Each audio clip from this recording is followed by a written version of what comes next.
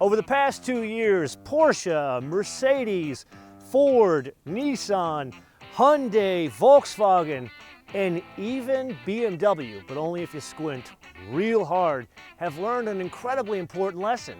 Design not only sells cars, it just may sell electric cars. Now, it's Kia's turn.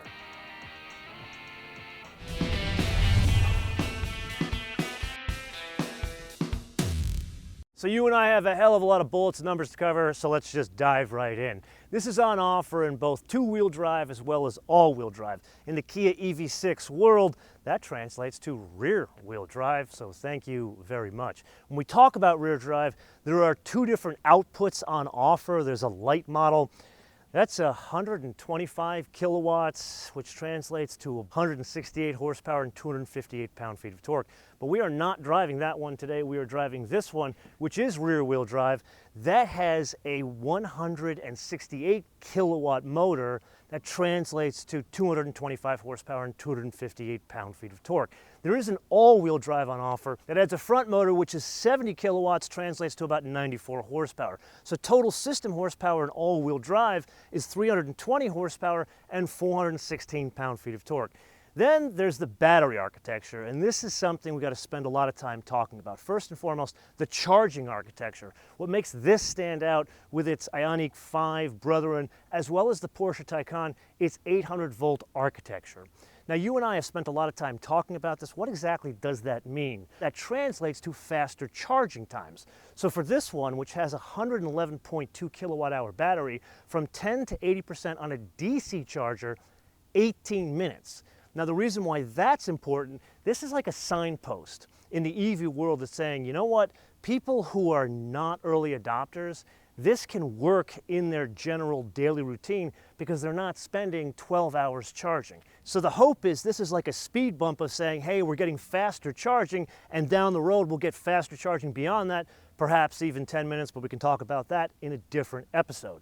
Then there's that light model we talked about with the lower horsepower rear motor. That one's a 58 kilowatt hour battery. Let's just say the range on that is significantly lower. It's 232 miles, where this one, the one we're driving today, this is 310 miles. This is about the best one in terms of range. The all-wheel drive goes down to 274. Now, something that may be an important note for the range are the wheel sizes. There are two different wheel sizes on offer. There's a 19-inch wheel and a 20-inch wheel. Now we have to press on to a couple of inside baseball, very geeky bits about this thing. Number one, remember the 800-volt architecture. The onboard charger for this is 10.9 kilowatts. Number two, unlike the BMW and the Mercedes EQS, this actually has a frunk. It is very small. You can basically put, I don't know, your lunch. That's about it. And then there are the bits of how it's made. Being it's a Hyundai Kia Group vehicle, you would expect a lot of high-strength steel, but here it's not just the structure of the vehicle or the body panels. The seat frames are high-strength steel that are lighter in the overall construction of the vehicle. Now, how does all that translate to performance figures? Here it depends on the flavor. So this one, it's pretty good, not great, 0 to 60 of 7.1 seconds. That one with the lower horsepower motor, that's 8 seconds, but all-wheel drive, 5.1 seconds to 60. VMAX, 115 miles an hour for this one, or 117 for the all-wheel drive. So if you and I are sitting atop an EV propulsion system, you can pretty much bet it's not going to be lightweight. 4,539 pounds, or depending on express your weights and measures, 2,059 kilograms.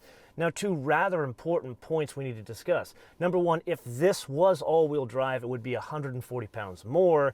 If this was the smaller battery, the 58 kilowatt hour battery with the smaller rear-mounted motor, this would be over 500 pounds lighter. With that normal mode, oh, that's pretty good. Yeah, it's definitely pretty good, but it's not like such a difference that you say, oh my God, I need an EV. It's good, but it's not quick. Now that we understand that, let's put it into sport mode. Yeah, there's a slight difference. It's a bit better, a bit more immediate in the way it delivers power.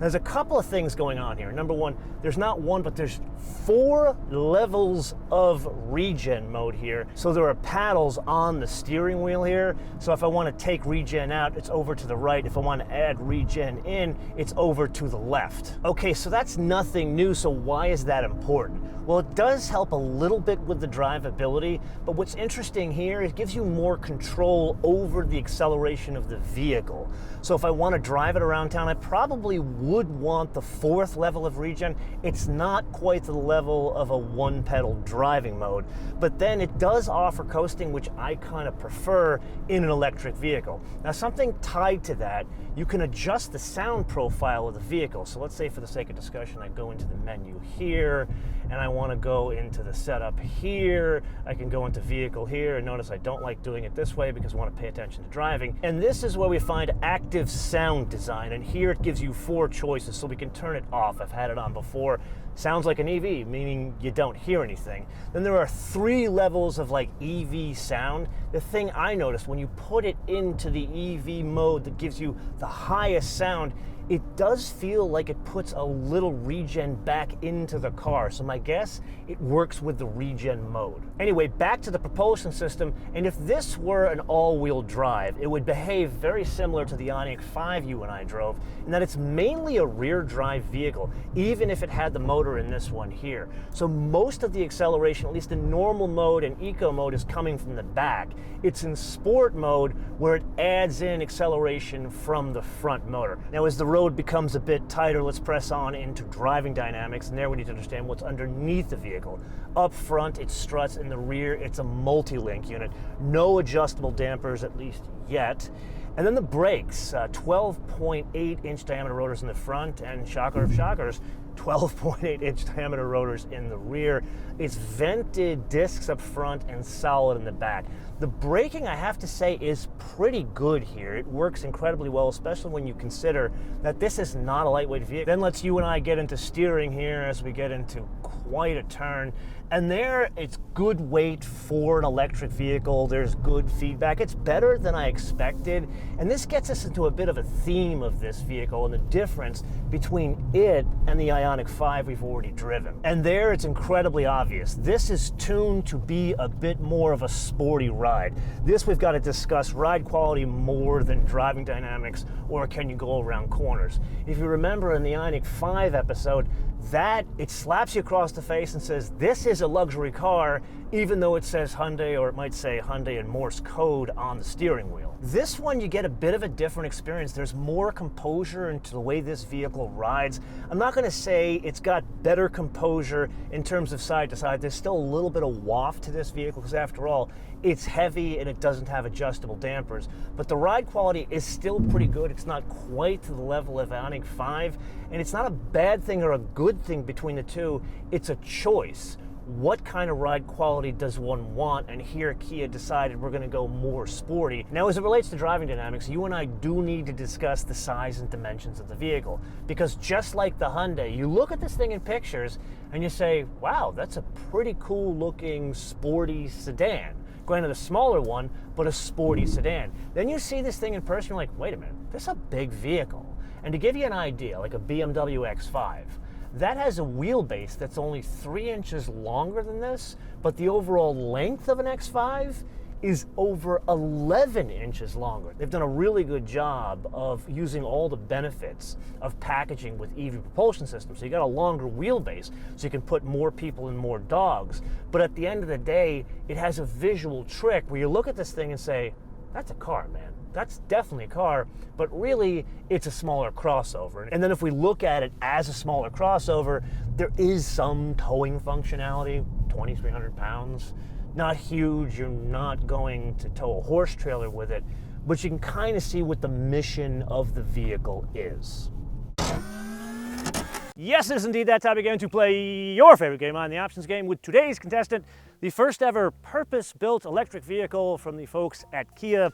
This one is called a EV6 GT line rear-wheel drive for a base price of $51,200. If it were that very low horsepower one, the basic one, it would be $40,900. If it were a fully kitted out all-wheel drive, it would be about $55,000. Now, there is one factory option fitted to this vehicle. Usually Kias and Hyundais, there are no options. And there we have to talk about some of the construction on the inside of the vehicle. The material they use is recyclable. Now, I am not a huge fan of this. I guess I am not the most green person in the world. After all, I'm an avid cigar aficionado. However, it's got recycled bottles for the plastic on the inside, and it's got a vegan interior. But thankfully, someone knew I was going to be driving this, so it has a GT line suede seat package for a whopping $295. Then the only other thing we add is the destination handling from Hwaseong, Korea. My apologies for butchering that name. $1,215. Now, I do need to point out that Kia, for some reason, has a much higher destination handling fee than the likes of Porsche and Mercedes. That brings us to a total retail price of $52,710 for one that is finished in runway red. I'd also like to point out that this, unlike the IONIQ 5, is on offer in many colors that are good and not just one boring Tesla type color on the inside. Okay, so you and I need to change the focus of this conversation to design, and not just design, but design, tactile feel, as well as color and trim. Exterior, I think that's more of a personality thing. What does one prefer? I like the angular look of the Hyundai to this more organic look, but this, I do have to admit, it is incredibly attractive. Interior, this is a bit of a mixed bag. The design, it's pretty good. It's kind of what you'd expect from a Kia, but of course they had to update for an EV propulsion system because that's what the kids want nowadays. Some of it is good, like for example, the access to the heated and cooled seats. If you remember in the IONIQ 5, it was buried in the menu, and yes, before you say, oh my God, you can use voice. Voice is not there yet. When you're in the middle of something, voice generally doesn't work. Here, there are dedicated controls. There's one for fan, one for heat, both sides. Granted, I wish it was a button. This is haptic feedback, but at least it is smarter than going through a buried menu item. Then there's the interaction with the gear shift, and here, stealing design ideas from Ford, that's not a great idea. I am not a fan of these rotary controllers. I get it, in the Hyundai, you got it up here. I don't love that, but it's interesting the way they did it. Please, oh please, oh please, change this. Then there's the design of the steering wheel. And this, it was ripped off from Genesis design. And didn't we have a discussion about this many times? This old, like, Ford LTD Crown Vic idea. Again, we're stealing design ideas from Ford. This is not a good thing. Can we do the 3-spoke? Now, something that does work on the steering wheel, and that's interacting with the drive modes. The button is over here. Not like hidden here or down here. This is the easiest access, please. Not just Kia, but everybody. Can we do this more often? Now you and I need to press on to the two most important items that stand out, and not for a good reason. A simple one, some of the tactile feel. A lot of the plastic here, nowhere near the IONIQ 5. I'm kind of surprised that it's such a difference. Like the top of the door panels in the back and the backs of the seats, which is a very cool design, and it's kind of like a racing seat inspired design where they have a hard back. The plastic, it's like brittle and terrible. I don't know if it's a pre-production prototype issue. It's gonna be better in production. I don't know. I think you and I need to put a pin in this discussion and see if they fix it. If they weren't planning on fixing it, please do, because it's very noticeable and it's a huge difference from the IONIQ 5. Then there's this, and we discussed this very briefly in the tech and design review for the new Kia Sportage. Now, I've been a big fan of interior UX design for Hyundai, Kia, and Genesis because they've been good about keeping toggle switches and knobs, even though I don't love this one, and that makes it a safer vehicle to operate. Here, they couldn't resist the temptation to update their UX design for the EV propulsion system, thinking we're going to placate like the Tesla crowd. So here, this is all haptic feedback. It's like smart controllers, so I can run through the menu here, change this into the HVAC, or I can go up here and make this into the main menu. Now, the good news is there's a knob here for temperature and volume. Okay, thank you very much. But if I want to get into some of the HVAC control and I want to switch on the air conditioning compressor, I got to take my eyes off the road and go here. Or if I want to go into sync mode, I got to press that.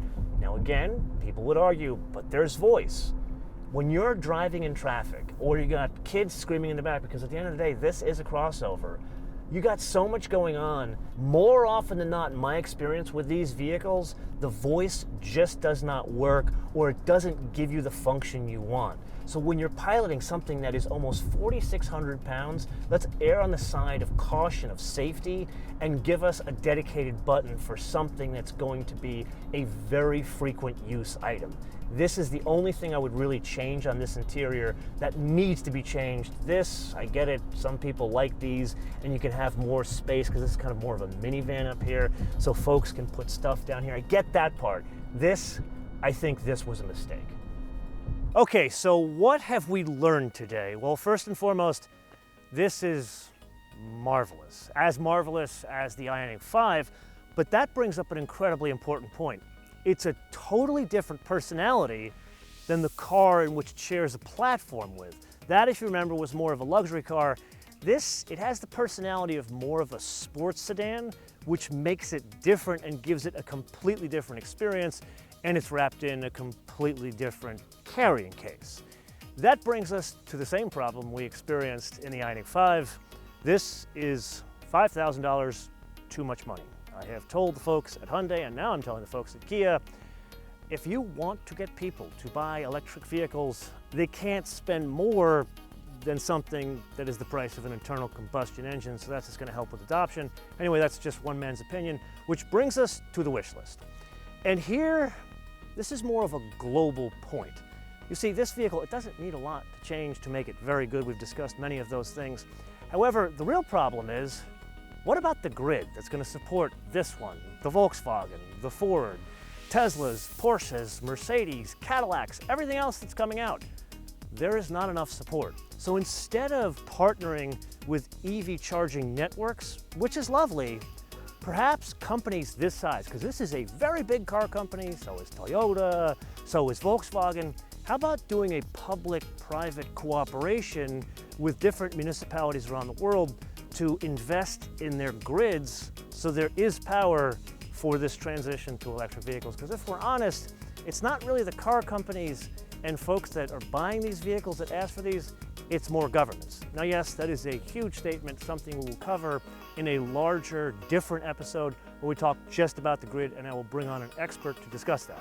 And with that, this is the point of the episode where I turn this around to you guys to opine in the comments below, or via our social media, MotoManTV on Word, MotoManTV on Word, Facebook, Twitter, and Instagram, and a little bit behind the scenes. Had a very odd dichotomy this week. I started out by looking at very large body-on-frame pickup trucks and SUVs that get like 15 mpg. Then I drove 4 hours and experienced the future of Kia. Until I see you in the next episode, be spectacular.